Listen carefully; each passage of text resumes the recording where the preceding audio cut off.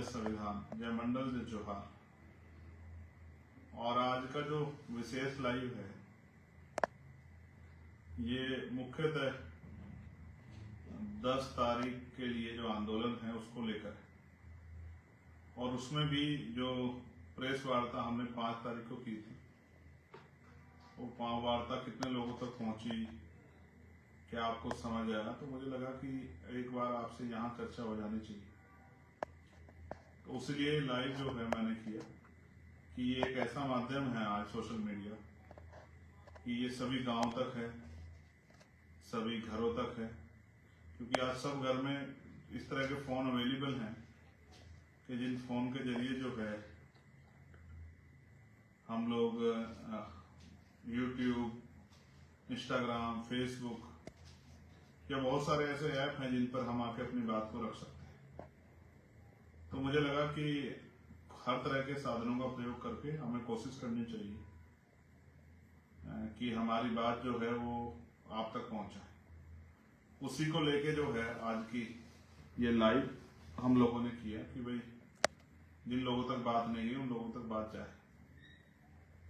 तो पुनः अपनी बात को शुरू करते हुए मैं दुनिया में जन्मे सभी संतों, गुरुओं और महापुरुषों को नमन करता हूँ, और नमन वंदन इसलिए करता हूँ कि उनका योगदान है हमारे जीवन में।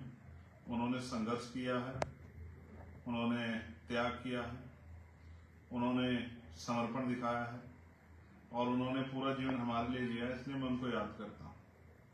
जिनमें महामानव तथागत बुद्ध से लेके जगत गुरु सतगुरु रविदास जी, भगवान वाल्मीकि महाराज, गुरु नानक देव, संत कबीर, गुरु घासीदास, नारायणा गुरु, उनके बाद जो है जो सामाजिक परिवर्तन के हमारे योद्धा हुए हैं, राष्ट्रपिता ज्योतिबा फूले, साहू जी महाराज, डॉक्टर बाबा साहब अम्बेडकर, पेरियार यादव, ईवी पेरियार रामानायकर स्वामी, बाबू जगदेव प्रसाद कुशवाहा, जननायक कपूरी ठाकुर,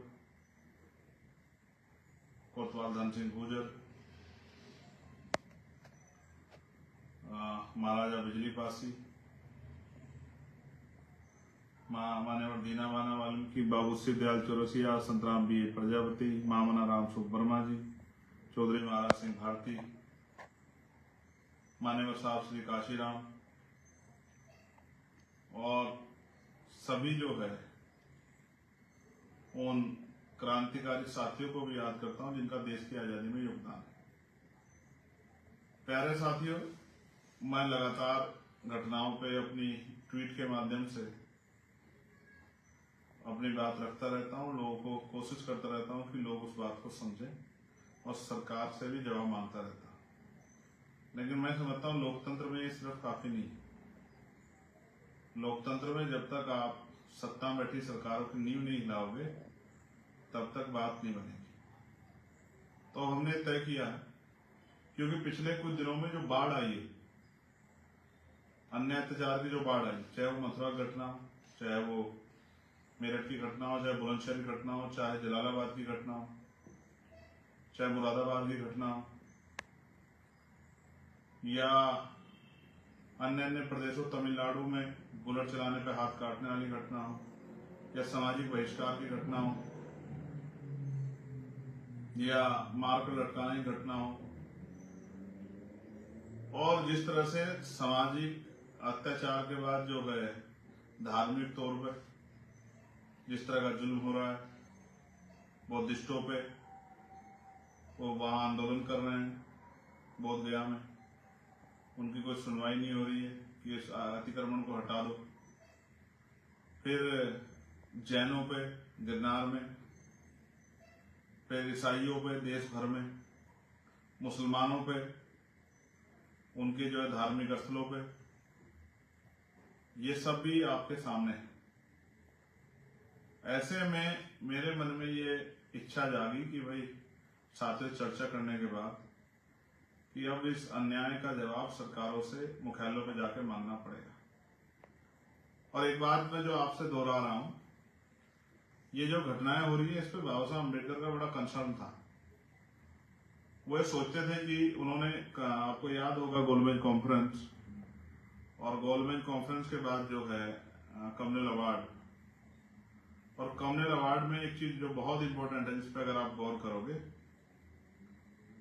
दो चीजें, एक पहली अब बता रहा हूं, उसके बाद की तत्काल। पहली ये कि उसमें दो चीजें थी, एक थी सेपरेट इलेक्टेड और एक सेपरेट सेटलमेंट।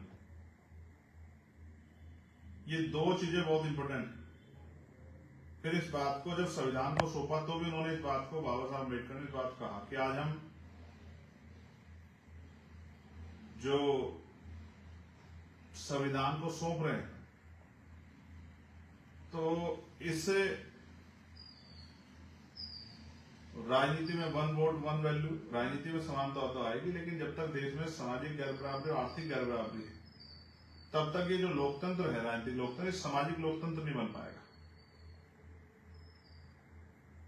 उन्होंने इस बात को कहा कि आज हम विरोधाभास की जिंदगी में कदम रख रहे हैं, और वो विरोधाभास आज तक भी है।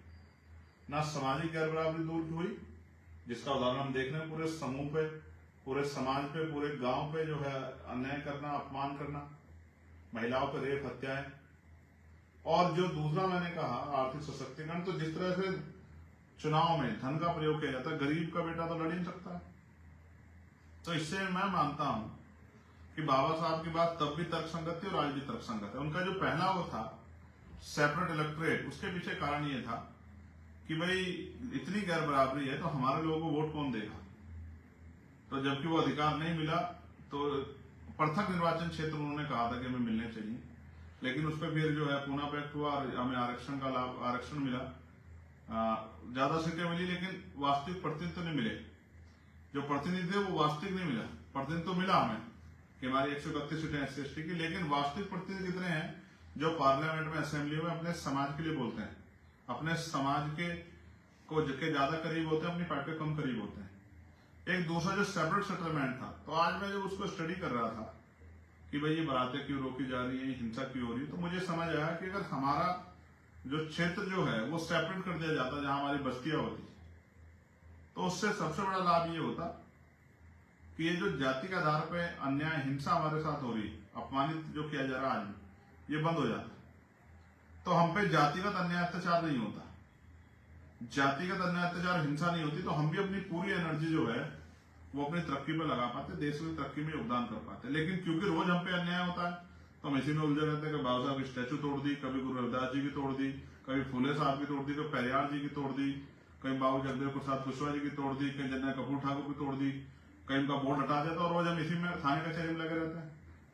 फिर मोटरसाइकिल पर चलने मार दिया, बारात रोक दी, महिलाओं के साथ हिंसा कर दी, तो हम इसी में, हमारी आधी जिंदगी तो 75 साल इसी में खप गए। तो अगर सेपरेट सेटलमेंट हो जाता और हमारे क्षेत्र अलग हो जाते रहने के, तो ये जो आज की जो पोजीशन है, ये पोजीशन हमारे लिए नहीं होती। कम से कम जो जाति का अन्य अत्याचार, क्योंकि एक दूसरे पे जो है जाति के लोग काहे को अत्याचार करते, तो वो जाति का अन्य अत्याचार, और जो रोज एक डर लगा रहता है कि यहाँ से निकल रहे हैं, कोई हमला कर देगा, कोई जो हमारे यहाँ घुस के मार देगा, तो ये खत्म हो जाता। इसलिए मैं समझता हूं कि हमने 10 तारीख का प्रोटेस्ट बुलाया है। मैं खुद लखनऊ में रहूंगा। मैंने तय किया है कि लखनऊ में जो ज्ञापन दिया जाएगा, जो आंदोलन होगा प्रोटेस्ट अपनी बात से, मैं लखनऊ में रहूंगा।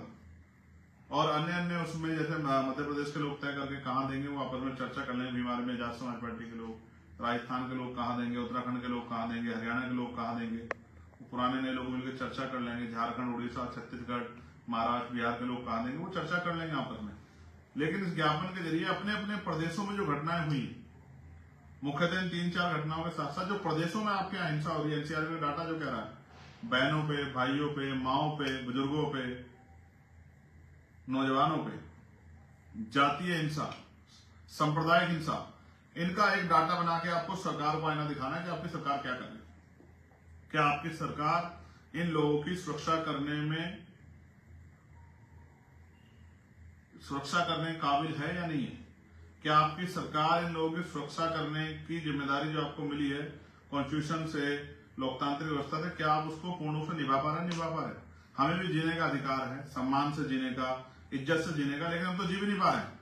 इस देश में बुरा यह है, ना जीते जी सम्मान मिल रहा है, ना मरने के बाद सम्मान मिल रहा है। कितनी घटनाएं उत्तर प्रदेश की हैं? मथुरा 3 घटनाएं, फिर कासगंज, हाथरस, मेरठ, जलालाबाद, बुलंदशहर, जालौन, झांसी, कितनी घटनाएं, कहां कहां जाएंगे हम लोग। तो मुझे ऐसा लगता है इसका परमानेंट सोल्यूशन निकालने के लिए, परमानेंट सोल्यूशन तो इसका पॉलिटिकल पावर है जब आपके राजनीतिक सत्ता आपके पास होगी। लेकिन उससे पहले भी सरकार को और वहां के चीफ सेक्रेटरी को, डीजीपी को, राज्यपाल महोदय को उनकी तरफ भी उनका भी ध्यान आकर्षित करना पड़ेगा कि आपकी सरकार का फेलियर है कि वह law and order situation maintain नहीं कर पा रही। क्या हमारे माथे पे लिखा है कि हमको हमारे साथ हिंसा होगी। इसलिए मैं आप सबसे अपील करता हूं कि आप सब लोग अपने अपने प्रदेशों में अपना जो है जिम्मेदारी अदा करें और अपने अपने प्रदेशों में ज्ञापन व्यवस्था में, आंदोलन संघर्ष व्यवस्था में शामिल हो और संघर्ष को कामयाब बनाए। और मैं जो लोग लखनऊ आ रहे हैं उनसे भी कहूंगा, अनुशासन में आप लोग मन में संकल्प लेकर लखनऊ आए कि हमें अपनी संख्या बल को दिखाकर सरकार को ये चेतावनी देनी है कि सरकार जो अन्य अत्याचार थानों के जरिए हो रहा है, पुलिस जिस तरह लापरवाही कर रही है, या सामंती व्यवस्था के लोग या मनुवादी व्यवस्था के लोग जो हम पे हमला करें, इन पर कार्रवाई करें। अगर ऐसा नहीं होता फिर आंदोलन करेंगे, फिर बड़ा आंदोलन करेंगे, दिल्ली में करेंगे, लखनऊ में करेंगे, घेराव करेंगे विधानसभा का। हम हर वो कदम उठाएंगे जिससे हमारे लोग सुरक्षित रहें, बहुजन समाज के लोग, और उनके अधिकारों पर जो हमला हो रहा है निजीकरण के जरिए और तमाम तरह से, चाहे पेंशन का मामला हो, पुरानी पेंशन का, चाहे जो है प्रमोशन का मामला, इन सब पे हमारे लोग अधिकार सुरक्षित, निजीकरण बंद हो, इन सब पे भी लगातार, और जातिगत जनगणना, इन पे भी हम लोग प्रयास करेंगे। एक अभी और बड़ा मामला मेरे दिमाग में, मैं लखनऊ में उसको भी रखूंगा, लेकिन मैं अभी आपसे आग्रह करता हूं कि आप सब लोग अपने अपने प्रदेशों में अपना प्रतिनिधित्व सुनिश्चित करें और मजबूती से ज्ञापन दें। और मेरे पीछे दो महापुरुषों की जो तस्वीरें आप देख रहे हैं, एक मान्यवर साहब श्री काशीराम और एक दूसरे डॉक्टर बाबा साहब अम्बेडकर, और इनके जो अधूरे सपने, इनकी संतानें होने के नाते उनके अधूरे सपने पूरा करने का संकल्प भी मन में पैदा करें। तभी जाके जो है महापुरुषों का सपना जो है पूरा होगा, तभी जाके ये अन्याय अत्याचार खत्म होगा। मैं आप सबको बधाई देता हूं और अपेक्षा करता हूं कि आप सभी अपने प्रदेशों में मजबूती से ज्ञापन देकर सरकार का ध्यान आकर्षित करेंगे, केंद्र सरकार का भी और राज्य सरकारों का भी। सरकार किसी की हो, चाहे कांग्रेस की सरकार हो, भाजपा की हो, किसी और की सरकार हो, जहां जहां हमारे लोग हैं वो अपने अपने प्रदेशों में मजबूती से ज्ञापन दे। बंगाल वाले टीएमसी की सरकार को दें, हिमाचल वाले कांग्रेस को दें, तेलंगाना और कर्नाटका वाले वो कांग्रेस गवर्नमेंट को दें, और जो दिल्ली में, यूपी में, उत्तराखंड में, मध्य प्रदेश में है, राजस्थान में, वो भाजपा सरकार को दे। सारी सरकारों में मार पड़ रही है, मैं किसी की सरकार हो। ये बातें तो सब लोग अच्छी करते हैं कि हम आपके हितैषी, हम आपके हितैषी, लेकिन हितैषी कौन है, कितना है, ये दिख रहा है। जहां इनकी सरकार है वहां भी हमारी खालो दड़ी जा रही है। तो सब एक ही अभी उसमें एक ही तरफ है सब, और हम एक तरफ है। इसलिए हमें अपनी लड़ाई को मजबूत से लड़ना है। मैं आपका धन्यवाद करूंगा और आपसे अपेक्षा करूंगा कि मजबूती से अपने अपने प्रदेशों में ज्ञापन देंगे और अनुशासन में रहकर बताएंगे कि अभी आप अन्याय नहीं सहेंगे। बहुत बहुत धन्यवाद। जय भीम, जय भारत, जय संविधान, जय मंडल, जय जवाहर, और आप सभी के लिए मंगल कामनाएं। मिलते हैं 10 तारीख को और आपके ज्ञापन के लिए अभी से बधाई।